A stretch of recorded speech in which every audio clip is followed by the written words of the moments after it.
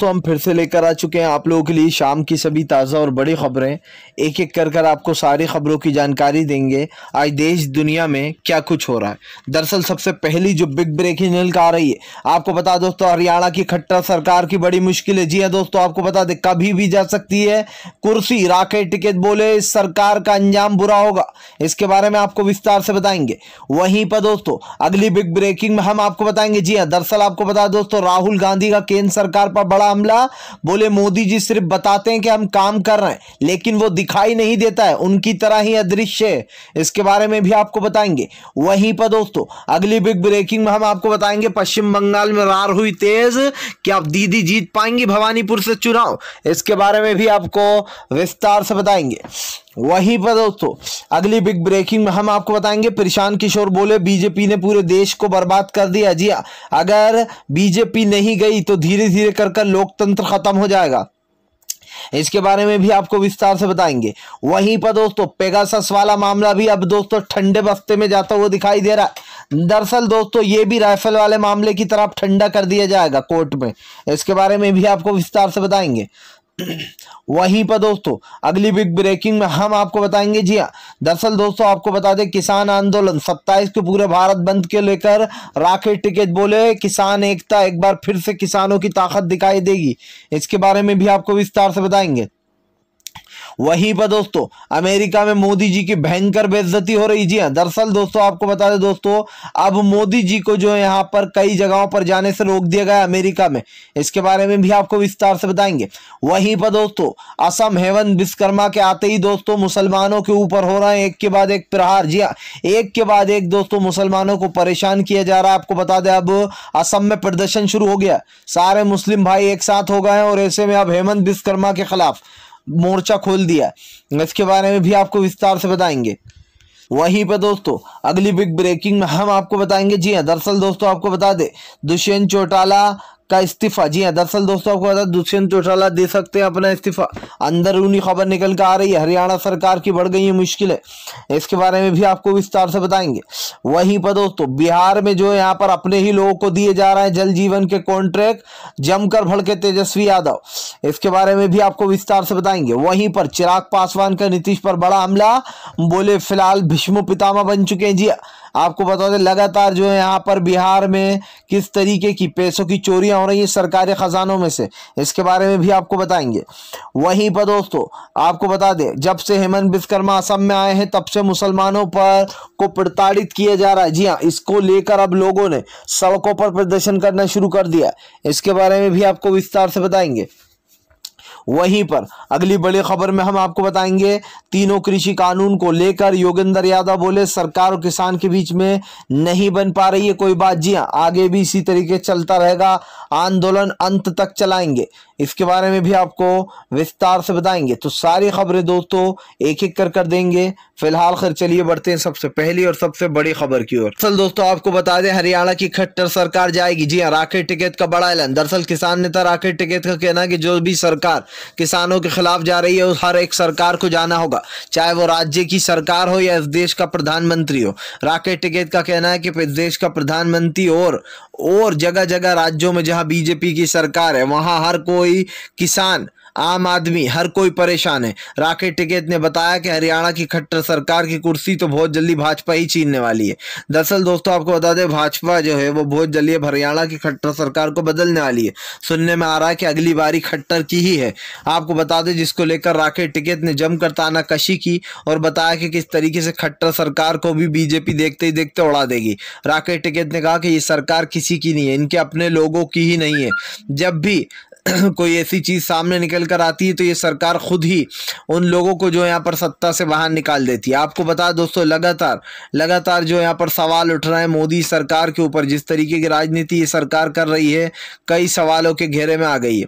प्रधानमंत्री नरेंद्र मोदी को लेकर दोस्तों कई सवाल उठे हैं, लेकिन सवालों के जवाब वही है कि प्रधानमंत्री कितनी ही कोशिश कर लें ये साफ है दोस्तों कि बीजेपी के बुरा हाल हो चुके हैं। यानी कि भारतीय जनता पार्टी पूरी तरीके से दोस्तों अब खत्म हो चुकी है। कितना ही कोशिश कर ले, कितनी ही जुगाड़ लगा ले, कितना ही कुछ कर ले, लेकिन ये तो साफ है दोस्तों कि बीजेपी का अंत तय हो चुका है। फिलहाल चलिए बढ़ते हैं एक और अगली बिग ब्रेकिंग की तरफ।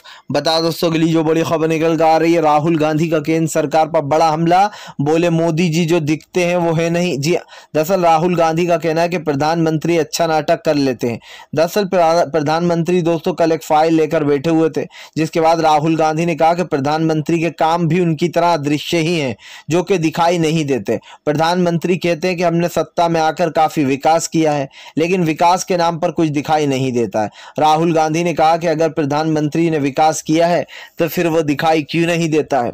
इन 7 सालों में प्रधानमंत्री ने देश के निजीकरण किए हैं। राहुल गांधी का कहना आज सड़कों पर बैंककर्मी है, सड़कों पर जो है यहाँ पर बड़ी बड़ी कंपनियों के, जो सरकारी कंपनियों में जो काम किया करते थे वो लोग हैं, प्रदर्शन कर रहे हैं। किसान सीमाओं पर बैठा हुआ है, गरीब बेरोजगार नौकरी के लिए घूम रहा है, लेकिन उसके बाद भी प्रधानमंत्री को लगता है कि उन्होंने काम किया है, लेकिन असल में वो हुआ नहीं है। जी यानी कि दोस्तों राहुल गांधी एक तरीके से कटाश मारते हुए नजर आ रहे हैं कि उनके काम भी उनकी तरह अदृश्य ही है। राहुल गांधी ने कहा कि फिलहाल जब मनमोहन सिंह प्रधानमंत्री थे तब वो सब लोगों से लाइव कॉन्फ्रेंस किया करते थे, जगह जगह जाया करते थे, यहाँ तक कि प्लेनों में भी दोस्तों जो मीडिया है वो हुआ करती थी प्लेन में भी। लेकिन आजकल जो हो रहा है दोस्तों, जिस तरीके की राजनीति चल रही है ये आपके सामने है। हमने एक मनमोहन सिंह साहब का कार्यकाल था वो देखा, अब भाजपा का कार्यकाल है ये देख रहे हैं। बताइए दोस्तों किसका कार्यकाल ज्यादा अच्छा था? क्योंकि जहां से हम देख रहे हैं वहां से हमें बीजेपी का कार्यकाल सिर्फ मुश्किलों से भरा हुआ नजर आ रहा है। आप देखिए इन 8 सालों में पेट्रोल जो है दोस्तों वो 65 से 70 रुपए से लीटर से 115 रुपए लीटर पहुंच गया, डीजल 103 रुपए लीटर पहुंच गया, गैस की टंकी जो कभी 410 रुपए मिला करती थी आज उसका दाम 885 रुपए हो गया। लगभग ये मान के चलिए कि आने वाले दिनों में 1000 के पार जाएगी। और सबसे बड़ी बात, सरसों का तेल 200 रुपए। अब दोस्तों जो भी चल रहा है ये आपके और हमारे सामने ही है। तो कहीं ना कहीं एक तरीके से अगर कंपैरिजन किया जाए मनमोहन सिंह साहब का और प्रधानमंत्री नरेंद्र मोदी का, तो मनमोहन सिंह साहब बेटर प्रधानमंत्री थे। फिलहाल चलिए हम बढ़ते हैं दोस्तों एक और अगली बिग ब्रेकिंग की तरफ। बता दोस्तों अगली जो बड़ी खबर निकल कर आ रही है, असम के हेमंत विश्वकर्मा पर फूटा मुस्लिमों का गुस्सा। जी हाँ, किया जमकर भयंकर प्रदर्शन। दरअसल दोस्तों असम में 800 मुसलमानों के घर तोड़ दिए गए, 2 मस्जिदों को शहीद कर दिया गया, जिसके बाद से लगातार मुसलमानों को हेमंत विश्वकर्मा जो नए वहाँ के दोस्तों सीएम बने हैं असम के, वो जब से सत्ता में आए हैं तब से मुसलमानों के ऊपर जानबूझकर जो है यहाँ पर परेशान कर रहे हैं, मुसलमानों को प्रताड़ित किया जा रहा है दोस्तों। और इसी को लेकर अब असम के जो मुसलमान हैं उन्होंने मोर्चा खोल दिया। आपको बता दें दोस्तों अतिक्रमण कर बेचारे जो गरीब मासूम लोग जो बनाकर घर रहते हैं उनको बेघर कर दिया गया है। इसी के चलते अब 800 लोगों ने जो है यहाँ पर, आपको बता दें दोस्तों, वो शुरू कर दिया यहाँ पर प्रदर्शन, और कई लोग जो यहाँ पर प्रदर्शन करते हुए नजर आ रहा है। साफ दिखाई देता है कि भारतीय जनता पार्टी की सरकार दोस्तों खास करके जहां जहां आती है वहां वहां हिंदू मुसलमान शुरू हो जाता है। आज जिस तरीके से मुसलमानों को प्रताड़ित किया जा रहा है, परेशान किया जा रहा है, इससे साफ दिखाई देता है कि असम की हेमंत विश्वकर्मा की जो सरकार है वो मुसलमानों को परेशान करने का काम कर रही है। और इन बातों को दोस्तों आप और हम अच्छे से जानते हैं कि ये सरकार किस तरीके की राजनीति करती है और कैसे लोगों को परेशान भी करती है। तो कहीं ना कहीं सरकार तो घिरी रही है और सरकार के साथ साथ घिर रहे हैं इनके नुमाइंदे, जो कि लोगों को कुछ बताने की कोशिश करते हैं लेकिन घिर खुद ही जाते हैं। क्योंकि भाई सरकार कितनी ही कोशिश करे, कुछ भी बताए, दुनिया तो देख रही है ना कि आप कौन सी राजनीति कर रहा हो। मुसलमानों को प्रताड़ित करना, हिंदू मुसलमानों की लड़ाइयाँ करवाना, दिल्ली दंगे याद ही होंगे दोस्तों आपको, कैसे हमारे देश जो इतना प्यारा देश है दोस्तों, जहाँ हर कंट्री हर धर्म के ज़ात के लोग रहते हैं, उस खूबसूरती को ख़त्म करने की कोशिश की जा रही है। फिलहाल चलिए हम बढ़ते हैं दोस्तों एक और अगली बिग ब्रेकिंग की तरफ। बता दोस्तों अगली जो बड़ी खबर निकल कर आ रही, जी हाँ, दरअसल दोस्तों आपको बता दें भारतीय जनता पार्टी को दुबई की, जी हाँ दोस्तों, दुबई की शहजादी का मुंह तोड़ जवाब। दरअसल दोस्तों आपको बता दें दोस्तों, यूपी के योगी आदित्यनाथ ने लड़कियों के यानी कि खारिज करके महिलाओं के आरक्षण को लेकर एक बात की थी, जिसके बाद अब दुबई की जो शहजादी है दोस्तों वो भड़क गई है। दरअसल दोस्तों दुबई की शहजादी हमेशा से ही विरोध करती रही है इस तरीके की बातों का। दरअसल आपको बता दोस्तों एक पोस्ट छपा था, ये इंग्लिश में, मैं हिंदी अनुवाद करके आपको बताता हूँ। इस पोस्ट में योगी आदित्यनाथ ने विधानसभा में एक बयान दिया था जहां पर उन्होंने कहा था कि महिलाएं स्वतंत्र नहीं हैं। अब आप सोचिए दोस्तों, महिलाओं को कोई आरक्षण नहीं, महिलाएं स्वतंत्र नहीं है। अब आप समझिए दोस्तों, ये योगी आदित्यनाथ के बोल थे, जिसके बाद जब ये पेपर, क्योंकि इंग्लिश में था, जब यहाँ पर दुबई की शहजादी ने पढ़ा तो वो लिखती है, हु इज, ये कौन है, ये कौन व्यक्ति है जो महिलाओं को लेकर इस तरीके की भद्र टिप्पणी कर रहा है, और इसको किसने हक दिया महिलाओं के बारे में ये बोलने का कि महिलाएं स्वतंत्र नहीं है। दुबई की शहजादी लिखती हैं कि हमारा भारत से प्रेम है, भारत के साथ हमारे बहुत पुराने रिश्ते, लेकिन इस तरीके की बातों को जो यहाँ पर बिल्कुल भी सहन नहीं किया जाएगा। अब आप सोचिए दोस्तों, एक तरफ मोदी जी हैं जो अमेरिका जाकर खुद ही अपनी भद्द पिटवा रहे हैं, दूसरी तरफ सीएम योगी आदित्यनाथ है जिनके ऐसे वर्ड निकल कर सामने आते हैं दोस्तों, जिनको सुनकर भी आप सोचे कि यह आदमी नफरत फैलाने के लिए ही पैदा हुआ है। पहली बार आपने सुना होगा दोस्तों, जब इनका एक बयान निकल कर आया था, तब ये जगह जगह कहते फिरते थे कि जो गणेश नहीं अली चाहिए। जी हाँ, इस तरीके की बातें जो यहाँ पर अली नहीं गणेश चाहिए, इस तरीके की बातें इनकी निकलकर सामने आती थी। जी हाँ, और जिस तरीके से ये दोस्तों बातें निकलकर सामने आती थी कि बजरंग बली चाहिए, अली नहीं चाहिए, इस तरीके के पहले सीएम योगी आदित्यनाथ ने खूब बयान दिए विवादित। फिलहाल खैर चलिए हम बढ़ते हैं दोस्तों एक और अगली बिग ब्रेकिंग की तरफ। बता दोस्तों अगली जो बड़ी खबर निकल कर आ रही है, अब जाएगा दोस्तों पेगासस वाला मामला भी ठंडे बस्ते में है। धीरे धीरे कर दोस्तों कोर्ट पर से उठ रहा लोगों का विश्वास। दरअसल दोस्तों जो भी ऐसा क्यों होता है, जो मोदी सरकार के खिलाफ बड़े बड़े केस होते हैं या बड़ी बड़ी बातें होती है दोस्तों, वो धीरे धीरे कर वो केस ठंडे बस्ते में जाते जाते, और दोस्तों जैसे जैसे ये केस ठंडे बस्ते में जाते हैं, समझ लीजिए कि फिर ये उठना नहीं है। आपको याद होगा दोस्तों राइफल वाला मामला, जब राहुल गांधी ने केंद्र सरकार को यह बताने की कोशिश की थी कि भैया केंद्र सरकार के मन में क्या चल रहा है और क्या कर रही है। अब दोस्तों सवाल उठ गया, अब सवाल ये उठ गया है कि भाई आजकल जो भी हो रहा है वो आपके और हमारे सामने है। केंद्र सरकार जो है दोस्तों अब इस मामले को भी ठंडे बस्ते में डाल रही है। पहले राइफल वाला मामला ठंडे बस्ते में गया क्योंकि उसको दोस्तों फिर वो उठा ही नहीं। अब आपको बता दें एक कमेटी बनाई जाएगी, पेगासस वाले मामले पर जासूसी हुई है या नहीं हुई है। इस कमेटी में दोस्तों कौन से लोग होंगे, बीजेपी के ही होंगे या इनके भाजपा के अपने चुने हुए होंगे केंद्र सरकार के, इसका अभी तक पता नहीं है। तो दोस्तों लोगों ने ये अनुमान लगा लिया है कि अब पेगासस वाला जो मामला है वो भी ठंडे बस्ते में जा रहा है, क्योंकि जब से ये सरकार आई है दोस्तों कभी लोगों के ऊपर जासूसियां करा रही है, कभी जो यहाँ पर एनआरसी CAA ला रही है, कभी किसानों को परेशान कर रही है। तो सवाल वही है, सवाल वही है और इसके जवाब हजार हैं बीजेपी के पास, क्योंकि बीजेपी जवाबों का सैलाब लेकर अपने साथ चलती है। आप इनसे एक सवाल पूछ लो, उसके 10 जवाब आपको ये झूठे दे देंगे। फिलहाल खैर चलिए हम बढ़ते हैं दोस्तों एक और अगली बिग ब्रेकिंग की तरफ। बता दोस्तों अगली जो बड़ी खबर निकल कर आ रही, जी हाँ दरअसल दोस्तों आपको बता दें बिहार में हो रही है सबसे ज्यादा लूटपाट। दरअसल आपको बता दूं तेजस्वी यादव का एक बार फिर से नीतीश को घेर लिया। तेजस्वी यादव का कहना है कि फिलहाल अपने लोगों को कॉन्ट्रैक्ट दे रही है एनडीए और बीजेपी। दरअसल दोस्तों जल जीवन में जो घोटाला हुआ था उसको लेकर फिर से एक बार तेजस्वी यादव भड़क गए। तेजस्वी यादव का कहना है कि फिलहाल बीजेपी और एनडीए मिलकर सरकारी खजाने को लूट रहे हैं, और जिस तरीके से सरकारी खजाने को लूटा जा रहा है इससे बीजेपी को काफी फायदा मिल रहा है। लगातार दोस्तों भारतीय जनता पार्टी घेर रही है। आपको एक चीज बता देना चाहता हूं कि अभी जिस तरीके की जो भी हो रहा है दोस्तों राजनीति इनकी चल रही है, ये साफ है कि फिलहाल बीजेपी पूरी तरीके से खत्म हो चुकी है। जी हाँ, बीजेपी का दोस्तों कोई भी जो यहाँ पर अनुमान नहीं रहा है, क्योंकि बीजेपी अपना कहते हैं ना दोस्तों कि अपना खड्डा खुद ही खोद कर रखा हुआ है। बस वही वाला काम अभी हो रहा है। आप देखिए दोस्तों जो भी परेशान है वो सरकार पर सवाल उठा रहा है, लेकिन सरकार उसी इंसान पर सवाल उठाती हुई नजर आ रही है। तो ये मान लिया जाए कि फिलहाल सरकार किसी भी तरीके से किसानों की सुनने को तैयार नहीं है। फिलहाल चलिए हम बढ़ते हैं दोस्तों एक और अगली बिग ब्रेकिंग की तरफ। बता दोस्तों अगली जो बड़ी खबर निकल कर आ रही, शिवसेना का मोदी सरकार पर भयंकर हमला। बोले उस पागल हाथी की तरह है, जहां जहां बीजेपी के राज्यपाल हैं पागल हाथी की तरह।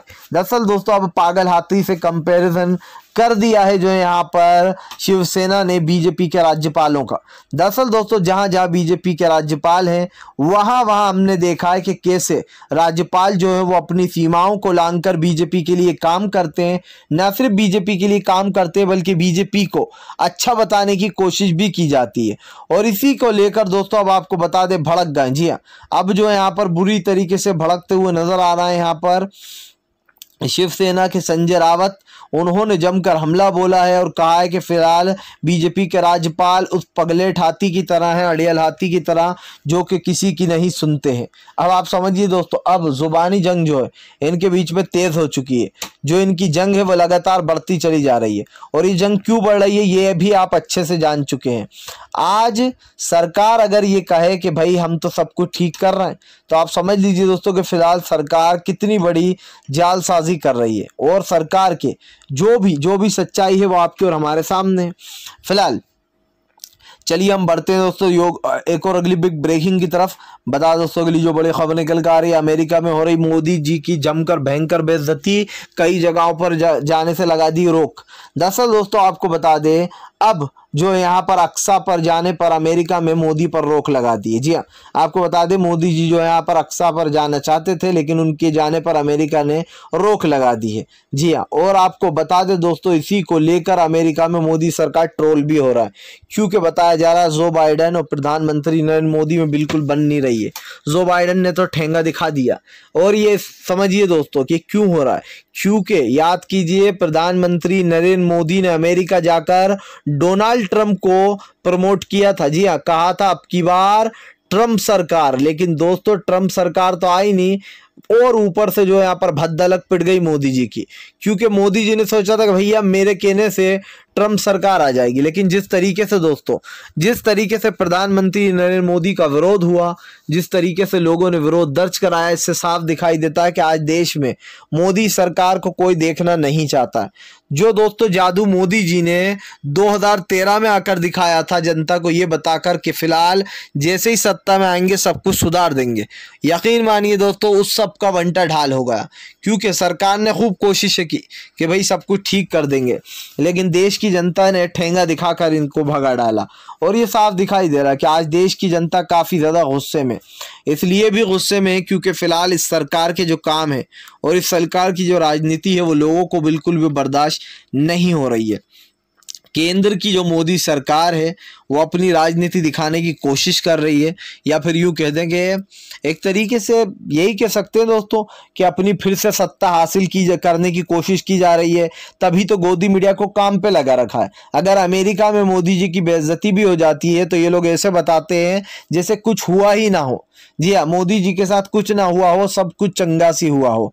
तो ये कहीं ना कहीं दोस्तों दिखाई दे रहा है आपको और हमें कि सरकार किस तरीके से जो यहाँ पर काम कर रही है और क्या चल रहा है। क्योंकि भाई सरकार जो भी करे, लेकिन आम जनता तो देख ही रही है कि फिलहाल चल क्या रहा है। फिलहाल खैर चलिए हम बढ़ते हैं दोस्तों एक और अगली बिग ब्रेकिंग की तरफ। बता दोस्तों अगली जो बड़ी खबर निकल कर आ रही, चिराग पासवान भड़के, बोले फिलहाल नीतीश सबसे बड़े भ्रष्टाचारी। जी दरअसल दोस्तों चिराग पासवान का कहना है कि फिलहाल नीतीश जो है वो सबसे बड़े भ्रष्टाचारी हैं।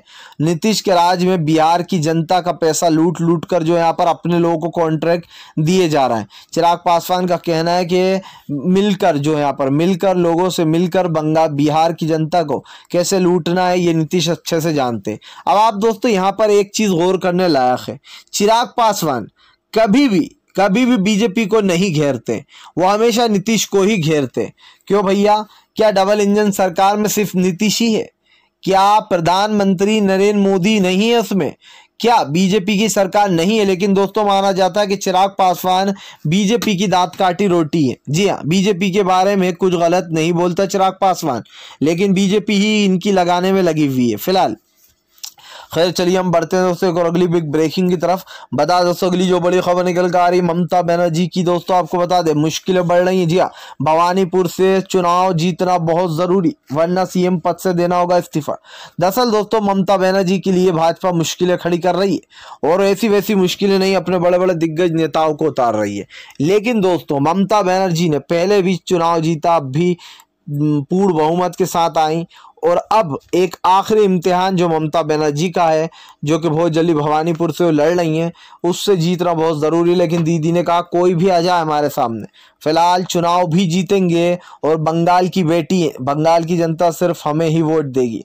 फिलहाल अगर आप भी शांतिपूर्ण ढंग से पीएम की इन सभी गलत नीतियों का दिल से विरोध करते और आप मानते हैं कि ये सरकार सिर्फ एक तानाशाह सरकार, इसको तत्काल में अपना इस्तीफा दे देना चाहिए, तो इस वीडियो को ज़्यादा से ज़्यादा शेयर कीजिए, लाइक कीजिए और अगर आप हमारे चैनल पर पहली बार आएँ तो सब्सक्राइब करने के साथ साथ पास में एक घंटी आएगी, इसको भी दबा देना।